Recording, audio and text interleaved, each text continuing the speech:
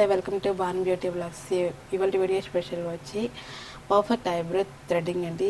Skin cut కాకుండా, pain లేకుండా threading ఎలా చేస్తున్నాను ఏంటనేది క్లియర్గా ఈ వీడియోలో ఎక్స్ప్లెయిన్ చేస్తాను. అలాగే మీరు కూడా వీడియో ఎక్కడ కూడా స్కిప్ చేయకుండా వీడియో ఎండ్ వరకు చూడండి, మీకు అర్థమవుతుంది నేను ఎలా థ్రెడ్డింగ్ చేస్తున్నాను ఏంటనేది. ఐ హోప్ మీకు ఈ వీడియో నచ్చితే మాత్రం ప్లీజ్ లైక్ చేయండి, షేర్ చేయండి, కామెంట్ చేయండి, సబ్స్క్రైబ్ చేసుకోండి. ఇక వీడియోలోకి వెళ్తే, మనం థ్రెడ్డింగ్ చేయాలంటే మనకి చాలా ప్రాక్టీస్ ఉండాలండి. ప్రాక్టీస్ ఉంటే కానీ మనం థ్రెడ్డింగ్ అనేది చేయలేము. సో నేనైతే మాత్రం నా ఎక్స్పీరియన్స్ ప్రకారంగా అయితే నేను మ్యాక్సిమం ఒక 7 ఇయర్స్ నుంచి నాకు ఎక్స్పీరియన్స్ అండి కంప్లీట్గా ఇది. సో నేను చాలా ఫాస్ట్గా కూడా చేస్తాను. అండ్ అలాగే ఏ ఫేస్కి ఎవరి ఫేస్కి ఎలా సెట్ అవుతుందో కూడా నాకు క్లియర్గా తెలుసు. అండ్ ఇంకోటి ఏంటి అంటే, ఇప్పుడు మనం థ్రెడ్డింగ్ చేసేటప్పుడు మనం క్లయింట్ ఐబ్రోస్ పైన కాటన్తో పౌడర్ రాసుకోవాలి. రాసుకున్న తర్వాత స్కిన్ని టైట్గా పట్టుకోమని చెప్పాలి. అండ్ అలాగే మనం ఐబ్రోస్ చేసేటప్పుడు పైన ఐబ్రోస్ చేసే ముందైతే ఎక్స్ట్రాస్ అన్నీ కట్ చేస్తామండి. పైన చేసేటప్పుడు ఐబ్రో పైన చేసేటప్పుడు ముందు ఎక్స్ట్రాస్ అన్నీ కట్ చేసిన తర్వాత అప్పుడు ఒక గైడ్లైన్ అనేది తీసుకుంటాము. గైడ్లైన్ తీసుకున్న తర్వాత ఒక షేప్ మీద పైన అనేది కట్ చేసుకుంటాం. అది కాక పైన ఒక యాంగిల్లో కట్ చేసేటప్పుడు, స్ట్రైట్గా కట్ చేసేటప్పుడు థ్రెడ్ స్ట్రైట్గా ఉండాలి. వర్టికల్గా కట్ చేసేటప్పుడు థ్రెడ్ అనేది వర్టికల్గానే ఉండాలి. ఓకేనా?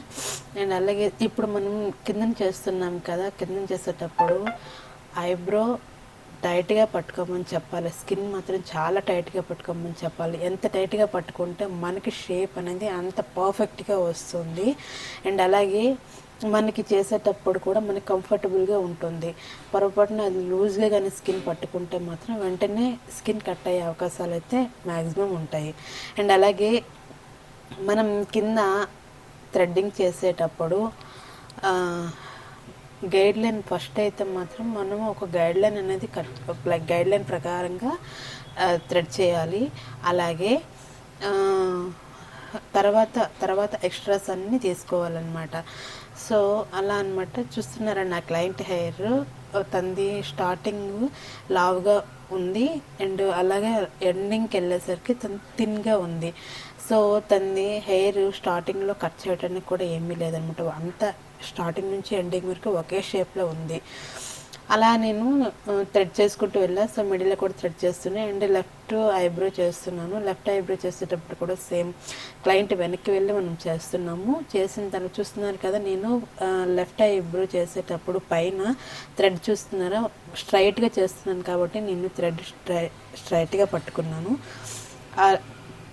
ఎండింగ్లో చేసేటప్పుడు మనం చూస్తున్నారా, క్రాస్గా థ్రెడ్ అనేది క్రాస్గా పట్టుకొని చేస్తున్నాను అనమాట. ఎందుకంటే నేను థ్రెడ్డింగ్ అనేది తంది ఆర్చ్ షేప్లో చేస్తున్నాను కాబట్టి. చూస్తున్నారు కదా, థ్రెడ్డింగ్ వర్టికల్గా పెట్టుకున్నా. అండ్ అలాగే కింద మనం గైడ్లైన్ ప్రకారంగా వెళ్ళిపోవాలి. గైడ్లైన్ ప్రకారంగా మనం హెయిర్ని కట్ చేసుకుంటూ వెళ్ళాలి. సో స్కిన్ కూడా టైట్గా పట్టుకోమని చెప్పాలి. ఓకే, చూస్తున్నారు కదా నేను ఎలా చేస్తున్నాను.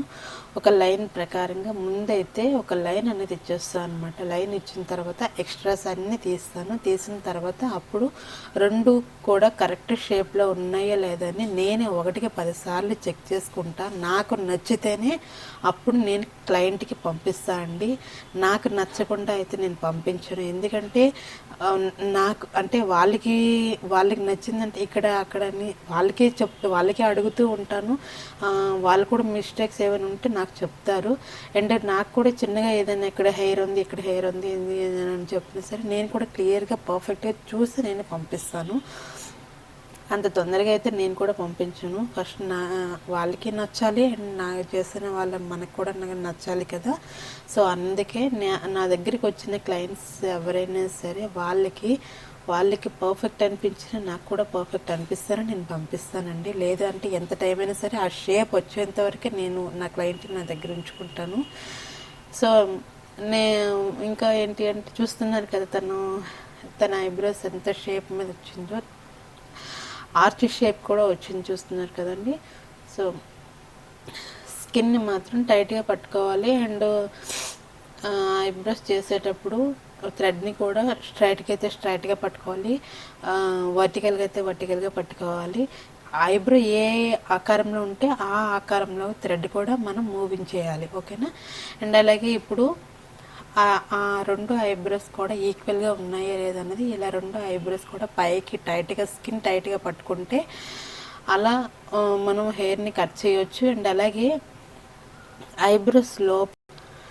ఐబ్రో కింద నోస్ బోన్ పక్కన హెయిర్ ఉంటుంది కదా, సో అది మనం హెయిర్ అక్కడ రిమూవ్ చేయాలంటే స్కిన్ని చాలా టైట్గా పట్టుకొని లాగితే బోన్ పక్కన ఉండే హెయిర్ అనేది మనం రిమూవ్ చేయొచ్చు. అలాగే ఐబ్రోస్ థ్రెడ్డింగ్ చేసేటప్పుడు ఓన్లీ ఐబ్రో దగ్గర హెయిర్ రిమూవ్ చేయకుండా ఫోర్ హెడ్ కూడా రిమూవ్ చేసుకోవాలి. ఎందుకంటే ఐబ్రో చేసేటప్పుడు హైలైటింగ్గా కనిపిస్తుంది కదా, సో ఫోర్ హెడ్ కూడా చేసుకుంటే అప్పుడు ఈవెన్గా ఉంటుంది. అదే ఫోర్ హెడ్ కానీ చేసుకోకపోతే అన్ఈవెన్గా కనిపిస్తుంది.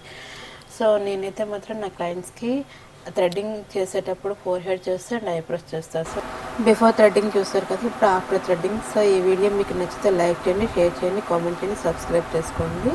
Thanks for watching my video.